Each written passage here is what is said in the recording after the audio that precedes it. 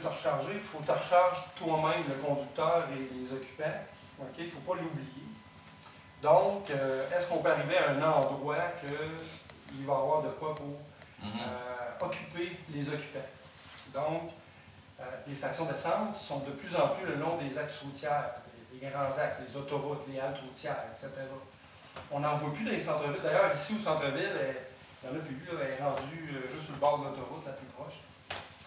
Puis c'est normal, les commerçants n'en veulent pas. Les centres-villes ne veulent pas de stations d'essence parce que il y a un risque environnemental. Puis ça ne donne pas de valeur ajoutée aux commerçants du centre-ville parce que le gars il est là 5 minutes puis ça va. Okay? Mais moi, quand quelqu'un arrête ici, il est là pour au moins une demi-heure. Une demi-heure, c'est la borne rapide. Mais c'est drôle, des fois, ils choisissent la borne normale 2-4 heures. Il y en a pour 3-4 heures. Là, ici, il y a 50 restaurants, il y a un musée, il y a l'amphithéâtre, etc. Fait que tout le centre-ville. Puis là, ce que je suis en train de développer, c'est des ententes avec des commerçants. Genre, je leur envoie des clients, puis je leur donne un rabais. Fait que là, ils voient c'est quoi le nouvel apport que mon lieu amène, puis je deviens comme un atout pour un centre-ville. Fait que, comme à titre d'exemple, quand il y a eu les feux d'artifice du Grand Prix de Trois-Rivières, qui est un peu comme un événement annuel, moi j'avais plus de place, j'avais plus de bornes, j'avais tout rempli ce que j'avais.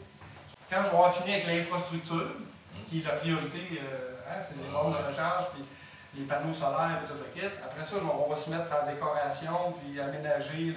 Fait que ça va être vraiment le point boutique. Puis ici, là, on va même ajouter au moins 2 tables bistrot ici, pour vraiment créer une aire d'attente.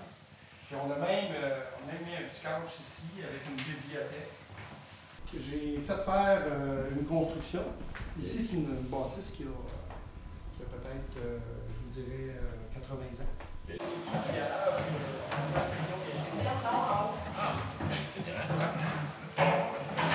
Fait que, regardez, puis là, j'ai regardé, moi, j'ai tout mis des lumières au LED, là, hein,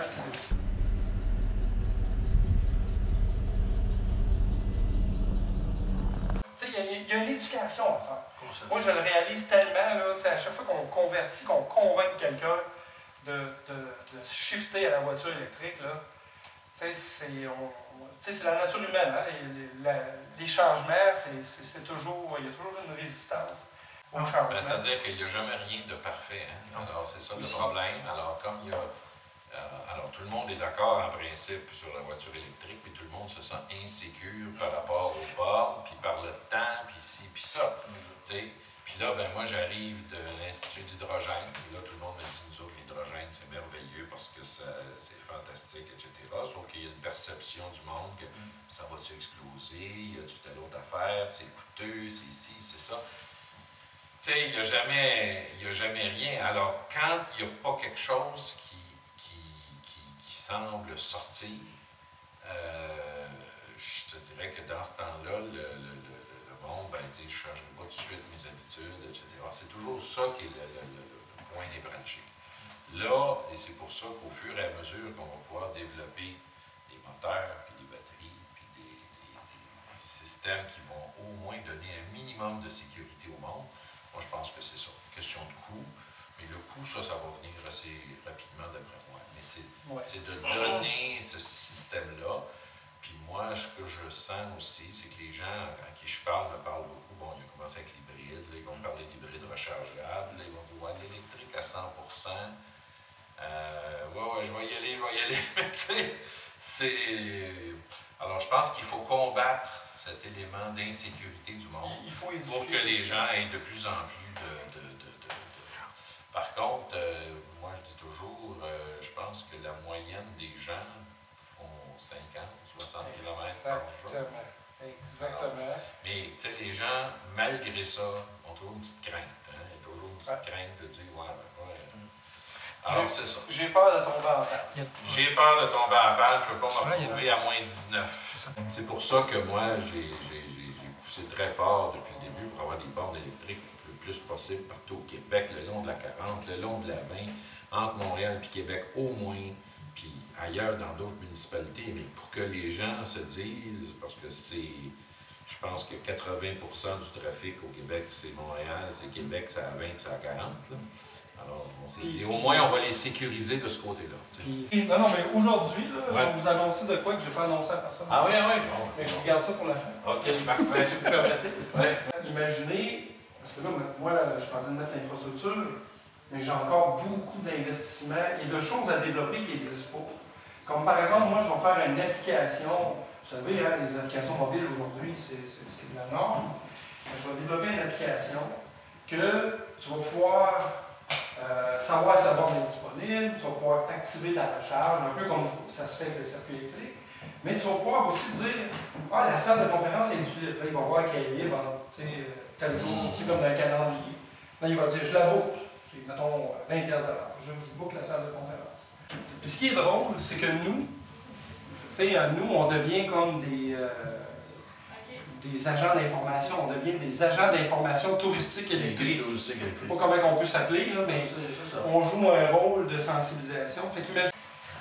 Puis après ça, moi, là, je vais mettre 60 panneaux solaires.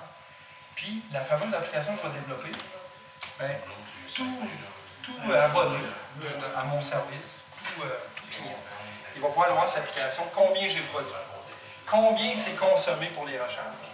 OK? Puis combien j'ai eu besoin d'hydro. Tout le monde va dire, c'est une façon justement, toujours d'éducation sur c'est quoi l'énergie, les énergies renouvelables, mais surtout, même si elle est renouvelable, elle est propre, elle a une valeur, il faut l'apprécier. Rapide. OK, 50 kW. Et je vous annonce qu'on est le premier endroit ici au Canada, avec 2 bornes rapides publiques qui peuvent recharger tous les types de véhicules, parce qu'ils ont deux connecteurs. Puis on a aussi le connecteur de la Tesla. On est les premiers au Canada à avoir 2 bornes rapides au même endroit, l'autre est dehors. Fait que, pourquoi j'en ai une à l'intérieur? C'est parce que il y a des véhicules que quand la batterie est frette, comme la Li, qui fait moins 20, ben là, elle charge moins vite. Donc, au lieu de charger en 20 minutes, il y en a que ça leur prend 50 minutes, si la batterie est gelée. Là, ben, pour protéger la batterie, ben, il faut qu'ils ralentissent la recharge. Fait qu'en offrant de quoi de chauffer, moi, ça permet d'aller vite. C'est ça. Mais ça, tu vas être ouvert tout le temps, 24 heures par jour? Oui. 7 jours par semaine? Ben, mon service va être ouvert 24 heures sur 24 sur 24. Actuellement, on est déjà ouvert 7 jours sur 7. Puis de 9 à 5 du dimanche au vendredi. Puis de 9 à 21 heures de mercredi au vendredi. Jusqu'ici, ce que tu as comme client, c'est du monde de Trois-Rivières, c'est du monde de Montréal, de partout. De partout. Tu n'as pas plus de 50% de Trois-Rivières. Oui, ben, j'ai les habitués de Trois-Rivières, j'en ai qui viennent charger 2 ou 3 fois par semaine. J'ai les habitués, mais j'ai beaucoup de gens de l'extérieur. D'ailleurs, c'est avant-hier, il y a un monsieur qui arrivait de Québec. Ça faisait 2 mois. Il t'a connu par Internet? Comment est-ce qu'il t'a connu? Par Internet, par le blog, par PlugShare aussi. Les répertoires, je suis dedans, puis j'ai une note de disque, j'ai beaucoup de commentaires positifs. OK? Puis cette personne-là, donc, elle s'est arrêtée. Puis là, il m'explique qu'il s'en allait à Kingston. Puis là, on est dans les plus froids de l'hiver. Moi, là, il m'a montré qu'il avait fait son itinéraire. Il est supposé en revenir aujourd'hui, son retour. Puis, jusqu'à l'Ange Gardien, c'est génial. Mais après ça, c'est un désert de bornes rapides. On est gâtés au Québec. Les Américains qui sont venus ici, des gens d'Ottawa, Gatineau, un peu partout. Puis j'ai beaucoup Montréal, Québec. Évidemment, parce qu'on est entre les deux. Puis j'ai tous les types de véhicules, des Tesla, des Leaf, on les a tous. Fait que, évidemment, là, je vous ai parlé de l'électromobiliste club, de quoi qu'on suit pour nous, mais aussi démystifier tous ceux qui s'intéressent, nous voir. On n'est pas un manufacturier, donc on est impartial. On va vous conseiller, on va vous écouter, puis après ça, on va vous le dire, puis on va vous le dire franchement en fonction de nos propres expériences.